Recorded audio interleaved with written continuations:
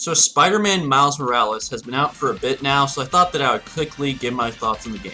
First of all, the web slinging is possibly even better than the first game, because Miles has a very distinct style of web swinging, and it makes it very obvious that he hasn't really been Spider-Man that long, because he's falling around and he's kind of clumsy, and I thought that really added to Miles' character. And while we're on the topic of Miles, Miles is the strongest character in the game and he's the most interesting, while the other characters were a little flat and I didn't really find any of them really that interesting.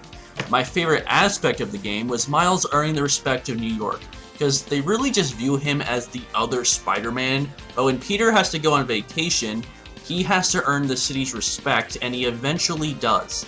And Peter has a new face in this game to make him more closely resemble Tom Holland, which doesn't make a lot of sense because he's supposed to be an older Spider-Man, but in this game he now looks 17. But it's not that big of a deal because Peter Parker isn't really in the game that much, so it's not that bad. And just a little heads up, this game is pretty short, which honestly didn't bother me at all since I had a lot of fun this game, and at no point did it, in my opinion, feel rushed. And all in all, it's a pretty fun game with a decently engaging story, but for me, I definitely prefer the first game over this one. Even though the first game had some boring sections, I still had more fun in that game than I did in this one, but it's just my opinion. Now, my final grade for Spider-Man Miles Morales will be a B. Definitely worth playing, just not as good as the first game, in my opinion.